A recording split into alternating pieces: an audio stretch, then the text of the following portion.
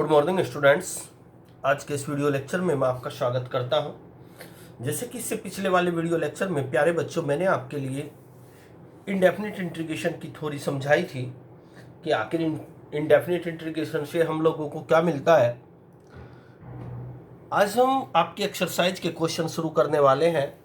हालांकि उस थ्योरी का क्वेश्चनों से प्यारे बच्चों कोई लेना देना नहीं है। क्वेश्चन करने का तरीका बिल्कुल अलग है थ्योरी से।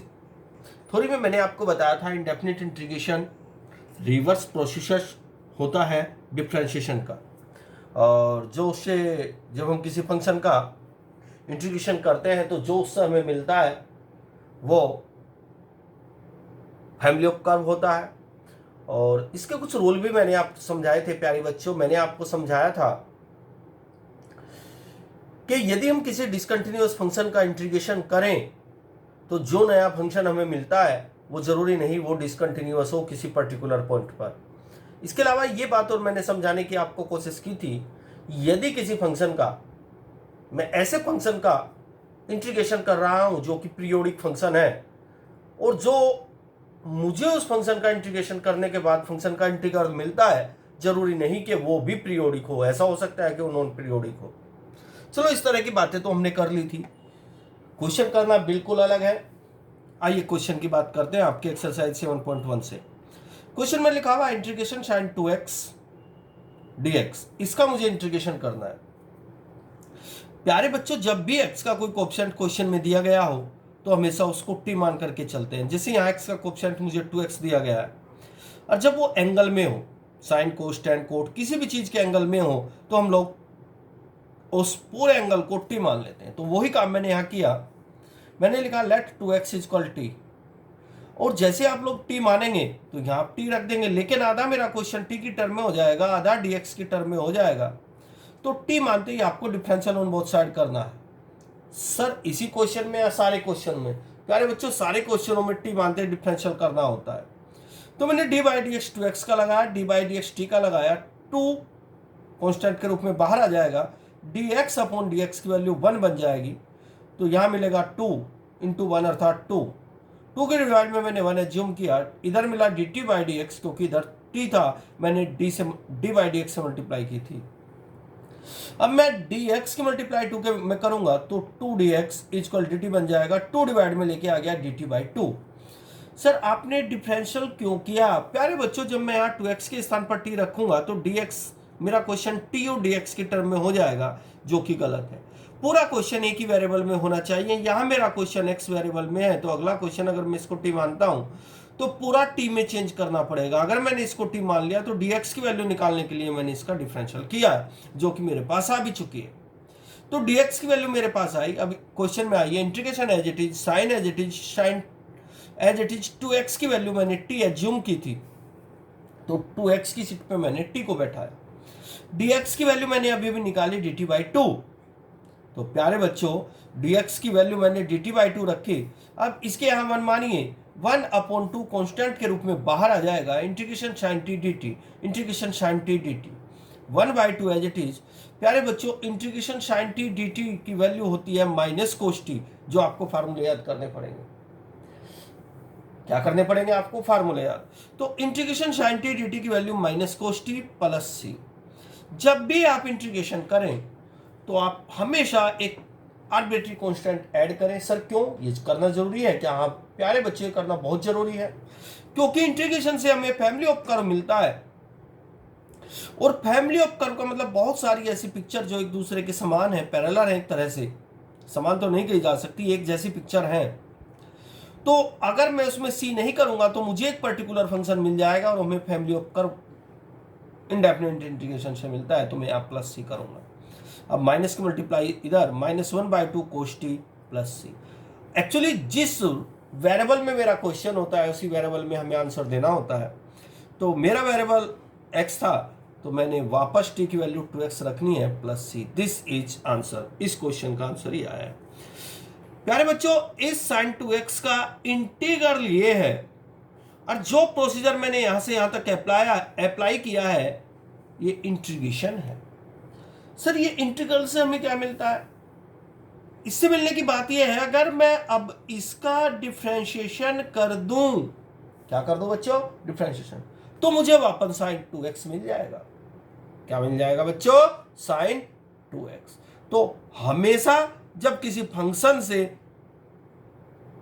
फंक्शन का इंटीग्रेशन हम करते हैं तो इंटीग्रल मिलता है, और इंटीग्रल का अगर हम डिफरेंशिएशन कर दे तो वापस वही फंक्शन हमें मिल जाता है जो हमें गिवन फंक्शन था। तो एक तरह से इंडेफिनिट इंटीग्रेशन रिवर्स प्रोसेस होता है डिफरेंशिएशन का। आइए अगले क्वेश्चन के बारे में बात करें। जैसे कि प्यारे बच्चों, क्वेश्चन आपको दिया गया है, क्वेश्चन नंबर 4 के बारे में बात करते हैं। Integration of ax plus B का होल स्क्वायर इंटू dx। अभी पहले क्वेश्चन में मैंने आपको समझाया था कि जब bx का कोई कोएफिशिएंट आपको दिया जाए उस पूरे को t मान लीजिए। ये t मानना थोड़ा सा शुरुआत में अजीब सा लगता है, लेकिन जब आप करने लगोगे तो आपकी आदत सी एक तरह की बन जाएगी बच्चों। तो मैंने ax प्लस बी को t एज्यूम किया, लेट किया ax plus B equal t, मैंने इसको t एज्यूम किया। t मानते ही आपका सबसे पहला काम होता है डिफरेंशिएशन करना, तो मैंने डिफरेंशियल ऑन बोथ साइड किया। डी बाई डी एक्स पहले ax प्लस बी के साथ लगाया, D by D X A X के साथ गया, फिर D by D X B के साथ गया, फिर D by D X T के साथ गया, D T by D X लिखा हुआ है। अब ए कांस्टेंट है, ये बाहर निकल जाएगा, D X upon D X 1 बन जाएगा, तो ए बाई 1। इधर में D by D X into B, ये 0 बन जाएगा, इसको लिखने की जरूरत नहीं है। इधर D T by D X, इधर मल्टीप्लाई करोगे A D X equal D T, A divide में आ जाएगा D T by A. Actually differentiation ही हम इसलिए करते हैं ताकि हम डी एक्स की वैल्यू निकाल सकें। डी एक्स की वैल्यू मेरे पास डी टी बाई ए आई। अब मैं क्वेश्चन में चलूंगा। इंटीग्रेशन ये आपको क्वेश्चन के बिल्कुल नीचे नहीं करना है, उसकी राइट साइड में करना है, थोड़ा सा पीछे हटके करना है। अब ए एक्स प्लस बी कौन था, टी, तो मैंने यहाँ टी लगाया, square as it is, D X कौन, डी टी बाई ए, तो डी टी बाई। अब इसके यहाँ 1 मानिए, 1 अपॉन ए कॉन्स्टेंट के रूप में बाहर निकल जाएगा, जैसे पहले वाले क्वेश्चन में 1/2 बाहर आया था। तो 1 upon A as it is, integration x की पावर n dx का उसमें फार्मूला अप्लाई हो जाएगा। मैं यहाँ फार्मूला आपको अप्लाई करके बता रहा हूँ। प्यारे बच्चे, एक फार्मूला होता है इंटीग्रेशन x की power n dx is equal होता है x की power n plus 1 upon n plus 1। ये फार्मूला आपको इस इतने में अप्लाई करना है।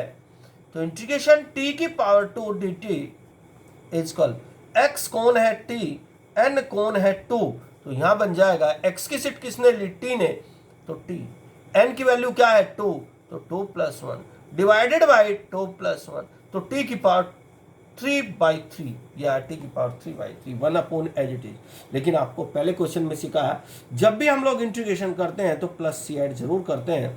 तो 1 की इसमें मल्टीप्लाई की, t की पावर 3 अपॉन 3 प्लस c। अब वापस आपको t की वैल्यू रखनी है बच्चों।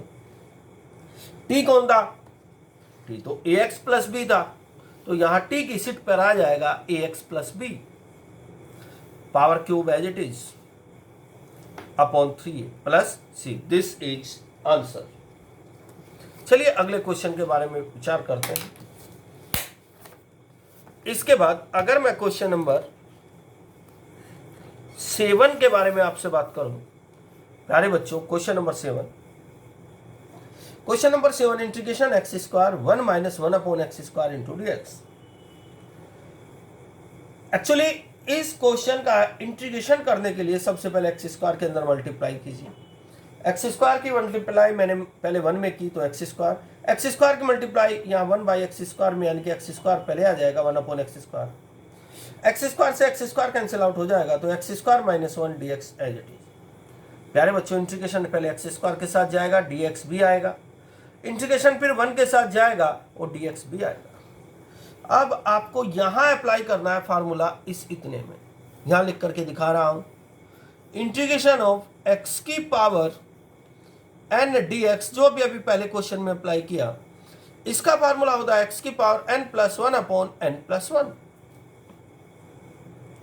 एक बात और, ये फार्मूला वहां अप्लाई नहीं होगा जहां n की वैल्यू -1 होगी। सर क्यों? क्योंकि अगर तुमने n की वैल्यू -1 रखी, -1 प्लस 1 नीचे 0 बन जाएगा, ऊपर कोई फाइनाइट नंबर होगा तो आउटपुट इन्फिनिटिव होगा, जो डज नॉट एग्जिस्ट हो जाएगा। यानी कि ये फार्मूला हर जगह रियल वैल्यू के लिए वैलिड है, लेकिन n की वैल्यू अगर -1 हुई तो वैलिड नहीं है। अब बच्चों यही फार्मूला मैंने इसमें लगाया, integration X square D x.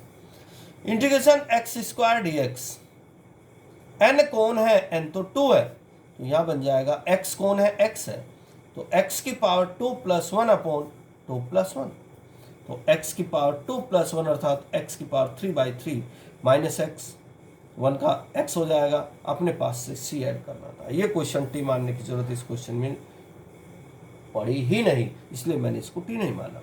अब आइए बात करते हैं क्वेश्चन नंबर 11 के बारे में। प्यारे बच्चों, क्वेश्चन नंबर 11 इस प्रकार है कुछ, इंटीग्रेशन ऑफ एक्स की power 3 + 5x² - 4 divided by x² into dx। इस क्वेश्चन का सॉल्यूशन निकालने के लिए पहले जो आपको नीचे x² दिखाई पड़ रहा है, इसको आप स्प्लिट कर दीजिए। x² पहले x³ के नीचे चला जाएगा, तो x³ बाई x², ये x² 5x² के नीचे आ जाएगा, ये x² 4 के नीचे आ जाएगा, dx as it is. x की पावर 3 है, 2 पावर इससे कैंसिल आउट हो जाएगी, तो x की पावर 1, या x² से x² पूरा कैंसिल आउट हो जाएगा, तो 5 माइनस x² डिवाइड में ऊपर लेके जाएंगे तो x की पावर -2 इंटू dx। अब इस इंटीग्रेशन को dx को बिल्कुल मंदिर के प्रसाद की तरह बांट दीजिए। इंटीग्रेशन पहले x को दिया जाएगा, dx भी इसके साथ जाएगा। इंटीग्रेशन फिर 5 को दिया जाएगा, dx भी 5 के साथ जाएगा। इंटीग्रेशन फिर -4x² को दिया जाएगा, dx भी इसके साथ जाएगा। इसके बाद मुझे जो टर्म मिली इंटीग्रेशन, ये वाली टर्म मिली। अब प्यारे बच्चों, x की पावर 1 बन जाएगी, क्योंकि यहाँ कोई भी पावर नहीं है तो 1 इसकी एज्यूम कर लूंगा मैं।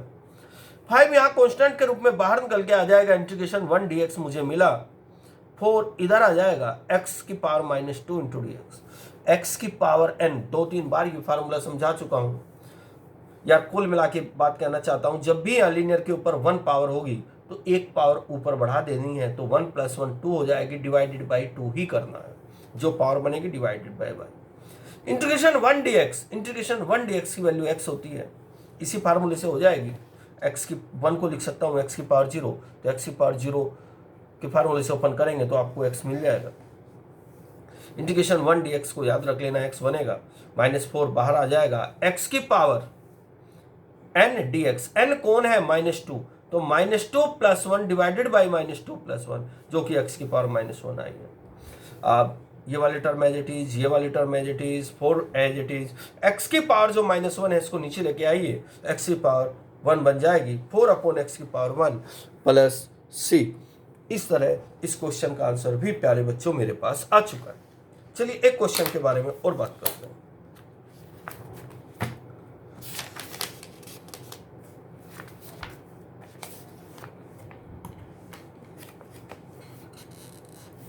अगर मैं क्वेश्चन नंबर 15 के बारे में देखूं, मुझे क्वेश्चन नंबर 15 यहाँ ऐसे दिया गया, √x 3x² + 2x + 3 into dx। पहले अंडरूट की वैल्यू रख दीजिए, x की power 1/2, 3x² as it is, 2x as it is, +3 as it is, dx as it is. प्यारे बच्चों, x की पावर 1/2 की पहले इसमें मल्टीप्लाई, 2 पावर ये 1/2, ये 5/2 हो जाएगा। इसी प्रकार इसकी मल्टीप्लाई यहाँ करेंगे, 1 पावर ये और 1/2 ये, x की पावर 3/2 आ जाएगा। x की पावर 1/2 की 3 में मल्टीप्लाई करेंगे, 3x की पावर 1/2 इंटू dx। अब इंटीग्रेशन पहले इस वाली टर्म को, dx 20 वाली टर्म को, इंटीग्रेशन इस वाली टर्म को, dx 20 वाली टर्म को, इंटीग्रेशन इस वाली टर्म को और dx 20 वाली टर्म को। 3 कांस्टेंट है, 3 बाहर आ जाएगा, इंटीग्रेशन x की पावर n dx, 2 बाहर आ जाएगा, x की पावर 3/2 इंटू dx, 3 बाहर आ जाएगा, x की पावर 1/2 इंटू dx, x की पावर 5/2 इंटू dx। तो इंटीग्रेशन x की पावर n इंटू dx, तो x की पावर 7/2, इंटीग्रेशन x की पावर n dx की वैल्यू x की पावर n/2 + 1/n/2 + 1 लगाएंगे तो ये मिलेगा। इसी प्रकार ये इसमें लगाया, इसमें लगाया, इस तरह मेरे क्वेश्चन का आंसर आ चुका है। अगर मैं क्वेश्चन नंबर 18 की बात करता हूँ, बहुत ईजी है। Integration sec x + 10x dx। sec x के अंदर मल्टीप्लाई कीजिए sec² x, sec x के यहाँ मल्टीप्लाई कीजिए sec x 10x dx।